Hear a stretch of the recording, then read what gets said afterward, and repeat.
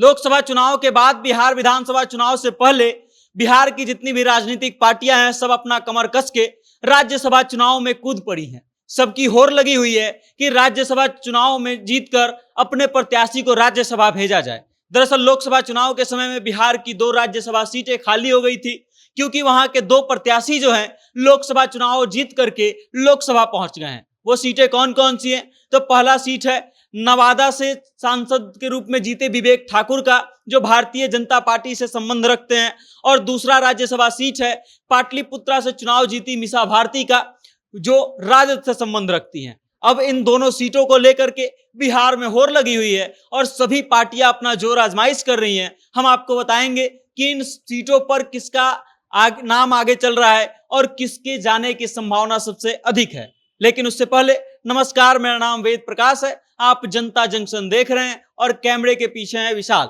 आइए हम बताते हैं कि इन 2 राज्यसभा सीटों पर किसका नाम सबसे आगे चल रहा है। सबसे पहले तो आप ये जान लीजिए कि एक राज्यसभा सीट जो है भारतीय जनता पार्टी के कोटे से खाली हुई है और दूसरी राज्यसभा सीट जो है राजद के कोटे से खाली हुई है। अब कमाल की बात यह है कि भले ही राजद के कोटे से राज्यसभा सीट खाली हुई है, लेकिन इस पर दबदबा बढ़ गया है एनडीए का। अगर हम बात करें नंबर गेम की, तो नंबर गेम के अनुसार भारतीय जनता पार्टी या फिर यूं कहें कि एनडीए जो है इन दोनों ही सीटों की प्रबल दावेदार है और एक तरह से यह तय हो गया है कि दोनों ही सीटें जो है एनडीए के खाते में जाएंगे। लेकिन उसके बावजूद लालू प्रसाद यादव जो है चुनाव लड़ने से पीछे नहीं हटेंगे और संभव है कि वो राज्यसभा के लिए अपना प्रत्याशी मैदान में उतारे।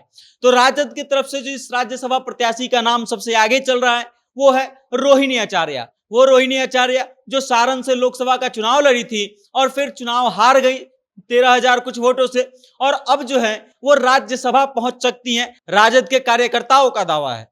अब कमाल की बात यह है कि आप सोच रहे होंगे कि रोहिणी आचार्य है, क्यों कोई और नाम राजद से क्यों नहीं हो सकता है? तो इसके पीछे का कारण है राजद की तरफ से जो सीट है इस पर लालू प्रसाद यादव के परिवार का जो है सत्ता कायम रहा है और इस बार भी राजद के कार्यकर्ता यही उम्मीद लगा रहे हैं कि इस बार भी लालू प्रसाद यादव के परिवार से ही कोई राज्यसभा पहुंचेगा। अब आप समझ लीजिए कि लालू प्रसाद यादव की बेटी रोहिणी आचार्य जो है सारण से चुनाव लड़ी थी, चुनाव हार गई और संसद नहीं पहुंच पाई, और इस कारण ये कयास लगाया जा रहा है कि रोहिणी आचार्य राजद की तरफ से प्रबल दावेदार हैं इस सीट के लिए। लेकिन अब हम बात करें दूसरी तरफ की, भारतीय जनता पार्टी या फिर एनडीए के, तो एनडीए जो है इसमें 2-3 खेमे बटे हुए हैं और कई नामों की चर्चा सबसे अधिक चल रही है। कुछ नाम है जिनके बारे में हम बताएंगे और भारतीय जनता पार्टी के तरफ से एक तरह से ये नाम फिक्स है कि एक राजपूत कैंडिडेट जो है जरूर राज्यसभा पहुंचेगा। 2 सीटें खाली हैं, इसमें से एक सीट पर राज्यसभा राजपूत को भेजा जा सकता है। इसके पीछे कारण है कि जब केंद्रीय मंत्रिमंडल में स्थान देने की बात आई तो बिहार के किसी भी राजपूत को केंद्रीय मंत्रिमंडल में स्थान नहीं दिया गया और शायद इस कारण से भारतीय जनता पार्टी राजपूतों को राज्यसभा से भेज सकती है। और इस कारण 2 नाम जो सबसे आगे चल रहे हैं वो नाम है, पहला नाम आरा से पूर्व सांसद आरके सिंह जो पूर्व में केंद्रीय मंत्री रह चुके हैं, इनके नाम की चर्चा सबसे अधिक है। उसके पीछे का कारण है कि मोदी जी के प्रिय मंत्रियों में से एक हैं आरा के सांसद आरके सिंह, और दूसरा जो नाम है वो औरंगाबाद के पूर्व सांसद सुशील कुमार सिंह का।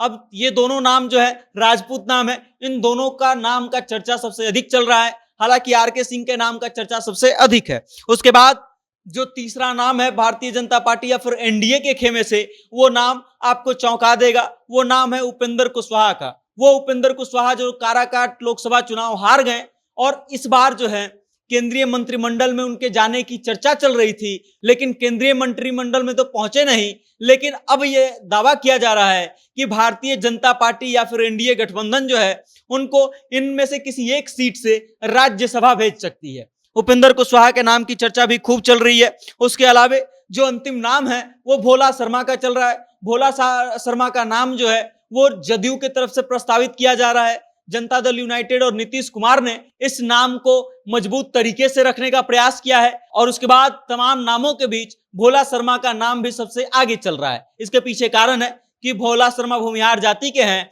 और किंग महेंद्र को जनता दल यूनाइटेड जो है हर बार राज्यसभा भेजते आई है, और इस बार यह कयास लगाया जा रहा है कि उनके छोटे भाई भोला शर्मा को भी जनता दल यूनाइटेड राज्यसभा भेजना चाहती है। अब एनडीए गठबंधन जो है आपस में ये तय कर रही है फिलहाल कि किन किन को राज्यसभा भेजा जाए।